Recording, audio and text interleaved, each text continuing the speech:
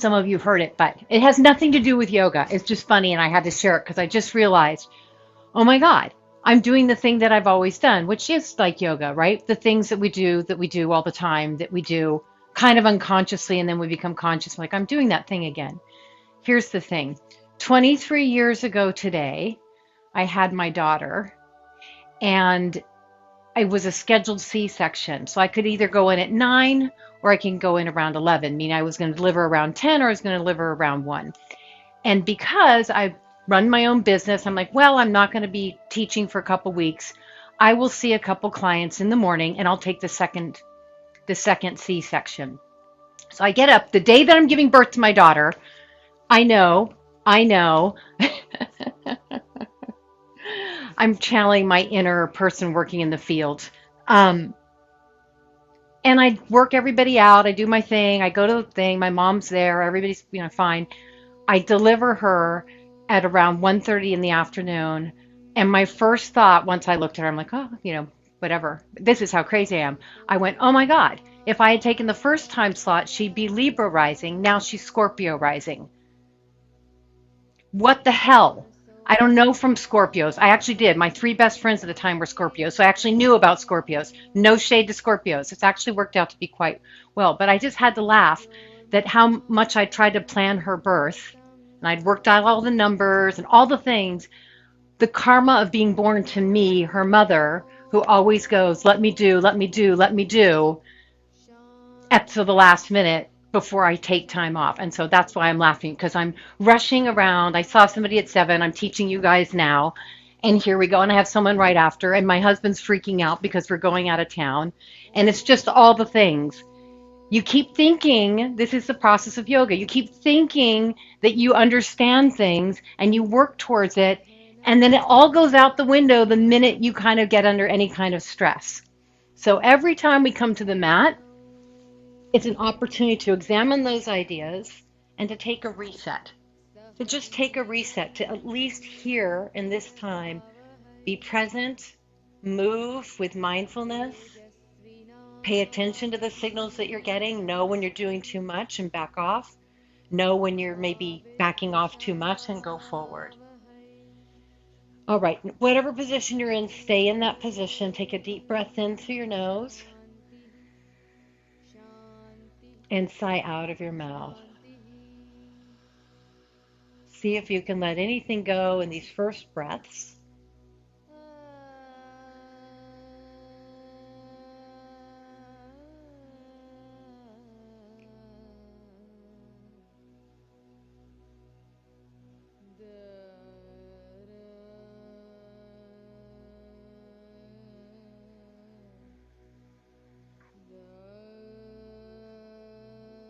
Great. Whatever your legs are doing, you can keep that position. Just start with easy inhale, arms reaching. And at the top of your inhale, see if you can find a little longer reach through your arms. I've been saying middle fingers lately because that often will help you find a little longer reach. And then stay with your arms overhead. Exhale, draw your back, your spine into the mat. Now, this is easier to do if your knees are bent than if your legs are long, but you can do it in any position. And we're going to glue the spine down for about 2 to 4 breaths here. You're reaching your arms without overdoing the shoulders, if you can find that. You're pressing whatever part of your spine isn't touching the mat towards the mat. It may not completely get all the way down. That's okay, but work in that direction. You may even notice here that one side of your lower back is a little more connected than the other, so see if you can find and neutralize that. Good. On your next exhale, reach your arms forward, lift off your shoulder blades, turn your palms to face up, and pulse. Now, as you're pulsing, if your knees are bent, you can lift your bent knee up, foot off the floor. If your leg is long, you can lift your right leg off of the floor. 8, 7, you got it. 6, even smaller. Pulse. 5, 4, that's it, Penny. 3, good. Stay up just a little higher, Noreen, so it's just really, really tiny work. Second side with the leg if you're adding it. 8, 7, 6, 5, 4, 3, 2, 1. Everything down. Inhale, arms overhead. And notice if your back is already just a little closer to the floor. And go ahead, exhale, draw your back in. Notice if it's easier to draw your back in now. Stretch your arms long. We're here for 2 or 3 breaths. So we're opening up the back body, in particular the latissimus dorsi, which connects your lower back to your shoulders essentially. So it can make your lower back tight, it can make your shoulders feel tight, and on your next exhale, lift up off of your shoulder blades. I like palms up and pulse. And think of pulsing by squeezing your navel in and knitting your rib cage to your hips. So you're not doing a lot of lifting with the neck. It's right at the core. And if you like the one leg or the 1 foot lift, lift it for 8. Left side, 7. If you did right, don't worry, we'll do both sides. 5, 4, 3, 2, 1. Second side, lift. 2, 3, 4. It's fast. 4, 3, 2, and 1. Everything back down. Arms overhead. Take a deep breath in. As you exhale, draw your ribs back, draw your lower back in. And you may notice now that you don't have to do as much work to connect your spine. Now, in this position with your arms overhead, squeeze the bottom of your butt. Think heels towards sitting bones or sitting bones towards each other, and then lift your hips as high as they can go comfortably. Now, holding this variation of bridge pose, it's a little harder because our arms are overhead. Lift and spread your 10 toes and take a few breaths.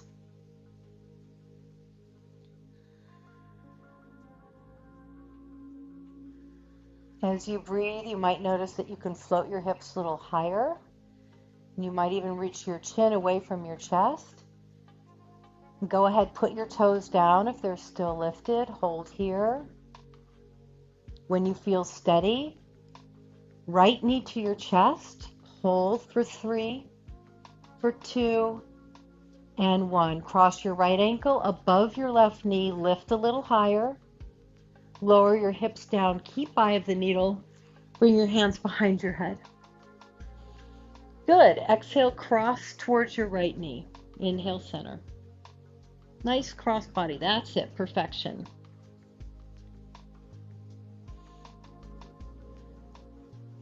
Now back to this business of knowing yourself and then doing the things that you do that you know. It wasn't that I didn't have the conversation with myself yesterday that I might get a little anxious about things. I thought, okay, I will, but I'm going to be super, super calm. One more. It's my husband's fault. Come all the way back down. Reach your arms overhead. Keep this configuration. We're going to lift into this bridge, eye of the needle bridge pose again. Hold the pose. Remember, arms overhead is going to make it less steady. Chin away from chest. Squeeze your left buttock in. Any part of your left buttock that you can feel, squeeze it in. And just trust that that'll get the bottom of your butt activated. For 4, 3, 2, 1. Lower everything down. Exhale, eye of the needle, stretch, draw in. If it feels good to rock side to side, do. Otherwise, you can hang out. Good, Sid. So it's just right ankle above left knee. Good, Sandy. Shoulders are softening. Good, Lori. Hang out. Make this feel like just a nice, relaxing stretch.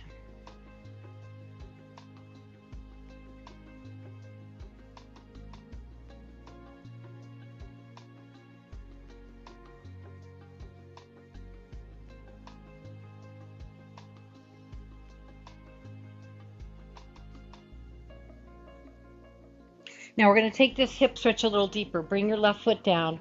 Cross your right knee all the way on top of your left knee. And then go ahead and bring your knees back into your chest. Probably easiest to hold the bottom of your left thigh. So you can hold the bottom of your thigh, you can hold the top of your knees, you can reach out for ankles or feet. This is Gomukhasa on the back.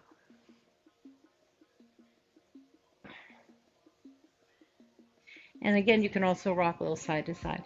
So what is that conversation? It's about perfectionism. I've been watching this great show that your fellow yogini Penny turned me on to, America's Sweethearts, about the Dallas Cowboy cheerleaders. And what's cool is they go back to the first ones.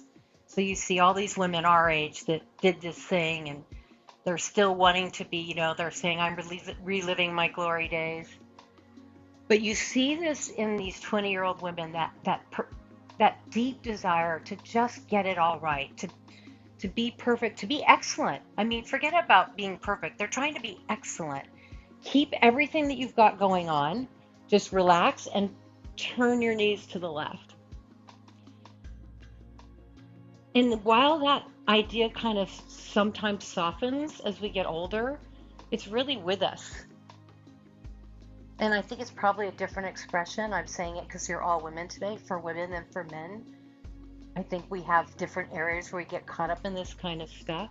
But this is really, I bring it up because the practice of yoga, the philosophical practice of yoga, is telling us that we are already perfect.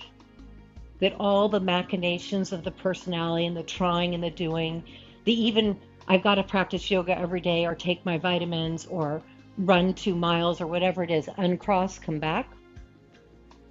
Arms overhead, hips lift up, bridge pose. When you're ready, if you're steady, left knee to your chest and hold for 3, 2, 1. Left ankle crosses, lower your hips, hand behind your head, and we're crossing to the left. Good, Eva. So the philosophy of yoga doesn't buy into any of that. It doesn't say you need to do anything to realize. Well, it does. It tells us what to do. It tells us to om, tells us to meditate, tells us to do some yoga, tells us to pull back from the external world. So there's some tools that we have.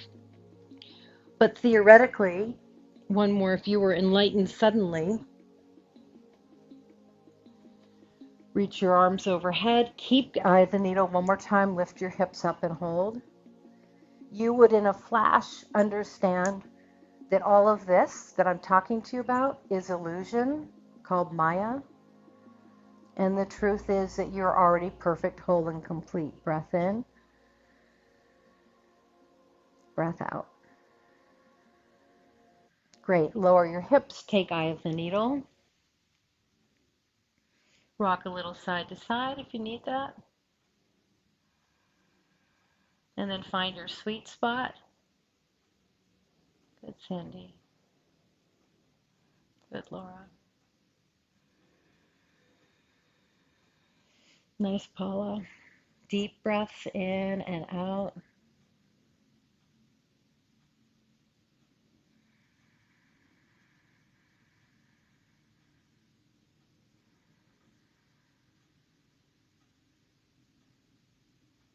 And then we're coming out of the pose to slide the knee further over, which will hopefully change how it feels in your body a little bit. Hold the back of your right leg. That's the easiest grab. Top knee, that's a little deeper for a lot of us. Ankles or feet, then you can start to work the feet apart, which usually deepens the stretching sensation in the outer hip on the top leg.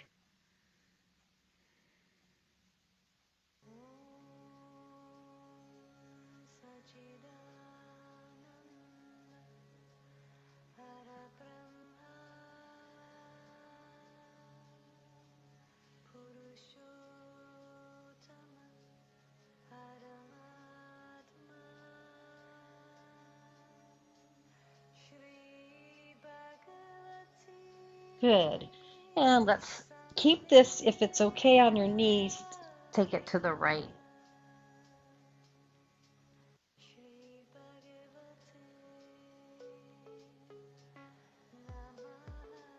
Good.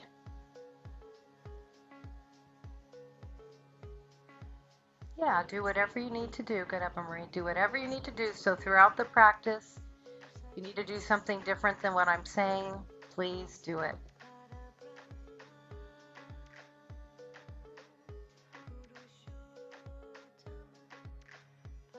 Turn and sit up. Take your